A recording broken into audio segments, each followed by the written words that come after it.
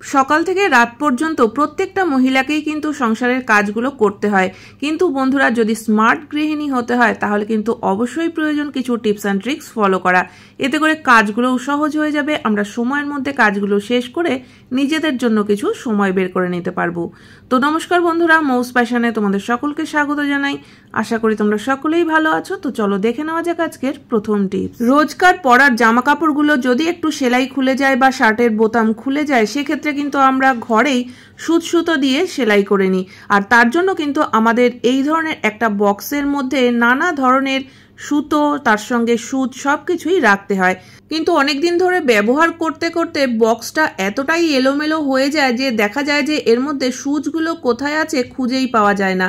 আর তার সাথে কিন্তু আমরা সুতোর বক্সে অনেক সময় সেফটি পিন বা পিন অনেক কিছুই রেখে দিয়ে থাকি। তো এই বক্সটাকে যদি আবার সুন্দর করে গুছিয়ে নিতে হয়, পরিষ্কার পরিচ্ছন্ন করতে হয়, তাহলে কিন্তু এখান থেকে বেছে বেছে আমাদের সুচগুলোকে বের করতে হবে।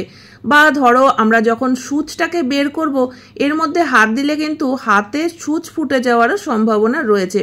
তো সব থেকে সহজ পদ্ধতি, ঘরে যদি ম্যাগনেট থাকে একটা ম্যাগনেট নিয়ে নাও, আর তারপরে এই ম্যাগনেটটাকে এই বক্সের মধ্যে এইভাবে করে দিয়ে দিতে হবে। একটু ঘুরিয়ে নিলেই দেখো এর মধ্যে সুচ, সেফটি পিন, যা কিছু লোহার জিনিস থাকবে সব কিন্তু এই ম্যাগনেটের মধ্যেই আটকে যাবে। তো আমাদের কিন্তু অযথা বক্সের মধ্যে হাতও দিতে হবে না বা হাতে কোনো কিছু ফুটে যাওয়ারও সম্ভাবনা নেই।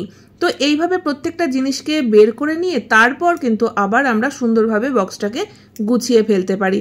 তো এখানে যেহেতু ম্যাগনেটটা খুবই ছোট, সেই কারণে কয়েকবার আমাকে কাজটা করতে হলো। যদি ম্যাগনেটটা বড় হয় তাহলে কিন্তু দেখবে একবারেই বক্সটা পরিষ্কার হয়ে যাবে। তো এখানে দেখতেই পাচ্ছ সুতোর বক্সটা কিন্তু এখন একদমই পরিষ্কার হয়ে গেছে। এর মধ্যে কোনো সেফটি পিন বা সুচ কোনো কিছুই নেই, সমস্ত কিছুই কিন্তু এই ম্যাগনেটের সঙ্গে উঠে এসেছে।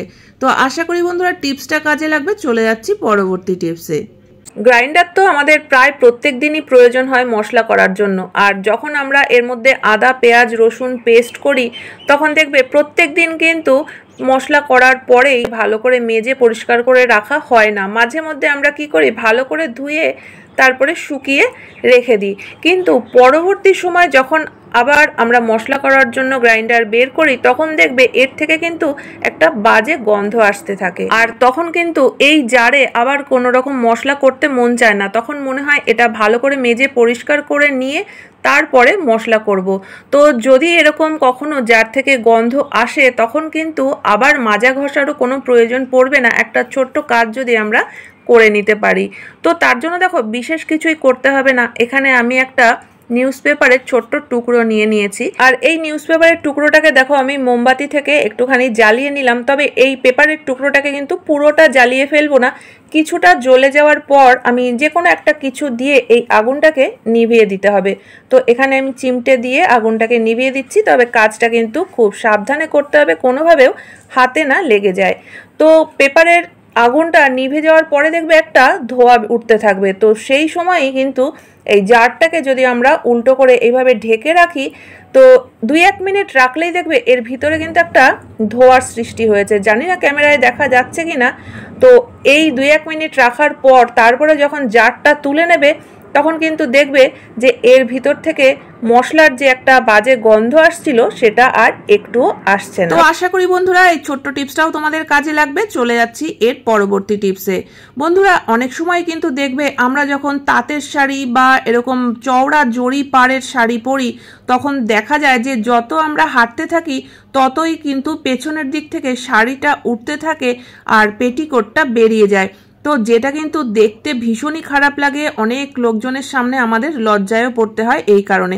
আর আমরা শাড়িটাকে যতই টানি না কেন, দেখবে যে একটু পরেই কিন্তু শাড়িটা আবার উঠে যায়। আর এই সমস্যাটা কিন্তু প্রত্যেকটা মহিলাদেরই সমস্যা। যতই আমরা ভালোভাবে শাড়ি পরি, একটু নামিয়ে শাড়ি পরি, তবু কিন্তু এই সমস্যা হবেই। তো এই সমস্যার সমাধান হিসেবে দেখো এখানে আমি নিয়েছি ডাবল সাইডেড টেপ। তো এরকম ডাবল সাইডেড টেপের ছোট ছোট করে একটু টুকরো করে নিতে হবে। আর তারপরে শাড়িটা পরার পরে কারো একটা হেল্প নিয়ে এইভাবে পেটিকোটের নিচের দিকটায় বেশ কয়েকটা টুকরো লাগিয়ে নিতে হবে। আর তারপরে পেটিকোটের সঙ্গে কিন্তু শাড়িটাকে আটকে দিতে হবে। তো একটু গ্যাপে গ্যাপে কিন্তু পেছনের দিকে টুকরোগুলো লাগাতে হবে। তো এইভাবে কাজটা করে দেখো, তখন কিন্তু দেখবে আমরা যতই হাঁটি না কেন শাড়ি কখনোই উপরের দিকে উঠবে না বা আমাদের কিন্তু লজ্জায়ও পড়তে হবে না। তো এখানে আমি একটা টুকরো দিয়েই দেখালাম, তোমরা কিন্তু তোমাদের প্রয়োজন অনুযায়ী 4-5টা টুকরো লাগিয়ে নিতে পারো। তো চলে যাচ্ছি এর পরবর্তী টিপসে। চাউমিন খেতে তো আমরা প্রায় সকলেই পছন্দ করি, বিশেষ করে বাচ্চারা তো খুবই ভালোবাসে চাউমিন খেতে। তো এই চাউমিন করার সময় কিন্তু একটা সমস্যা অনেকেরই হয়ে থাকে। দেখবে রেস্টুরেন্টের যে চাউমিন সেগুলো কিন্তু একটুও ভাঙা ভাঙা হয় না, সম্পূর্ণ গোটা থাকে। কিন্তু আমরা ঘরে যখন চাউমিনটা বানাই, অনেকেরই চাউমিন যখন রান্না করতে যায় বা সিদ্ধ করার সময় কিছু একটা প্রবলেম হয়, যে কারণে একদমই ভাঙা ভাঙা হয়ে যায় আর একটার সঙ্গে আর একটা জড়িয়ে যায়, এরকম ছাড়া ছাড়া থাকে না, ঠিক যেরকম রেস্টুরেন্টে থাকে।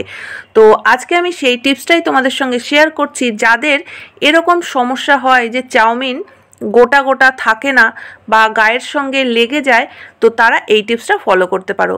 তো দেখো, এখানে আমি জল গরম বসিয়ে দিয়েছি আর তার মধ্যে দিয়ে দিয়েছি আমি 1.5 চামচ মতো নুন আর দিয়ে দিলাম 1 চামচ মতো হোয়াইট অয়েল। তো এটা দিয়েই আমি জলটাকে খুব ভালো করে ফুটিয়ে নেব। জল যখন খুব ভালো করে ফুটে উঠবে, তখন চাউমিনটাকে কোনোভাবে না ভেঙে পুরো গোটা অবস্থাতেই কিন্তু দিয়ে দিতে হবে। আর জলটা অবশ্যই একটু বেশি পরিমাণে দিতে হবে, যাতে চাউমিনটা পুরোটাই জলের মধ্যে ডুবে যায়। আর এবার যখন আমরা চাউমিনটা সিদ্ধ করব, তখন কিন্তু নামানোর আগে একটু শক্ত অবস্থাতেই নামাতে হবে। তো চাউমিনটা নামিয়ে দেখো আমি ঝুড়ির মধ্যে নিয়ে নিয়েছি আর সঙ্গে সঙ্গে কিন্তু কলটা খুলে দিয়েছি। তাহলে এর ভিতরের যে গরমটা, তাতে কিন্তু আরও বেশি সিদ্ধ হয়ে যেতে পারে। তো এর পরেও যেন আর সিদ্ধ না হতে পারে, সেই কারণে কলটা খুলে ভালো করে চাউমিনটাকে ঠান্ডা করে নিতে হবে। আর এরপরে দেখো, চাউমিন কিন্তু প্রত্যেকটা গোটা গোটা রয়েছে, একটার সঙ্গে আর একটা একদমই লাগবে না। সিদ্ধ করার সময় যদি আমরা ঠিক এই কটা নিয়ম মেনে চলি, তাহলে কিন্তু একদম রেস্টুরেন্টের মতোই ঝরঝরে চাউমিন আমরা বাড়িতেই তৈরি করে নিতে পারবো। আশা করি বন্ধুরা ছোট্ট টিপসটা তোমাদের কাজে লাগবে। দেখে নেওয়া যাক পরবর্তী টিপস। যখন আমরা শাড়ি প্লিট করি বা ওড়না লাগাই, তখন কিন্তু সেফটি পিনের প্রয়োজন হয় পিন করার জন্য। কিন্তু অনেক ক্ষেত্রে দেখবে কিছু কিছু সেফটি পিন আছে যে মুখটা অতটা ছুচলো ভাব থাকে না, আর সেই সময় কিন্তু পিন করতে গিয়ে বেশ একটা সমস্যায় পড়তে হয়, কিছুতেই শাড়ির মধ্যে ঢুকতে চায় না। আর তখন কি হয়, শাড়িটা দেখবে খুব জোড়াজুড়ি করে পিনটা করতে গেলে শাড়িটা ফুটো হয়ে যায়। তো এক্ষেত্রে শাড়িরও ক্ষতি হয় আর সেফটি পিনও দেখবে বেঁকে যায়, কোনো সময় হয়তো হাতেও লেগে যেতে পারে। তো সেফটি পিন যদি এরকম হয়, তাহলে কিন্তু অযথা শাড়িটাকে নষ্ট না করে একটা ছোট্ট কাজ করে নিতে পারো। দেখো, আমাদের ঘরে তো নেল কাটার থাকেই, আর নেল কাটারের মধ্যে যে এই যে অংশটা রয়েছে নেল ফাইলার, এর মধ্যে যদি সেফটি পিনের মাথাটাকে খুব ভালো করে একটু ঘষে নেওয়া যায়, তাহলেই কিন্তু দেখবে যে সেফটি পিনটা আবার আগের মতো ছুচলো হয়ে গেছে। তো তারপরে যদি আমরা পিন করি, তাহলে কিন্তু শাড়ি সালোয়ার কোনো কিছুই ফুটো হয়ে যাওয়ার সম্ভাবনা থাকবে না, আর আমরা আমাদের কাজটাও কিন্তু খুব সহজেই করে নিতে পারবো। তো আশা করি বন্ধুরা আজকের প্রত্যেকটা টিপসই তোমাদের কাজে লাগবে। কোন টিপসটা সব থেকে বেশি ভালো লেগেছে অবশ্যই কমেন্ট করে জানিও। ভালো লাগলে চ্যানেলটিকে সাবস্ক্রাইব করে পাশে থাকা বেল আইকনটা অবশ্যই প্রেস করে দিও, যাতে নতুন ভিডিও আপলোড করলে নোটিফিকেশন সবার আগে তোমাদের কাছে পৌঁছে যায়। তাহলে বন্ধুরা আজকের মতো ভিডিও এখানেই শেষ করছি। দেখা হচ্ছে আবার নতুন ভিডিওতে। পুরো ভিডিও দেখার জন্য সকলকে অসংখ্য ধন্যবাদ।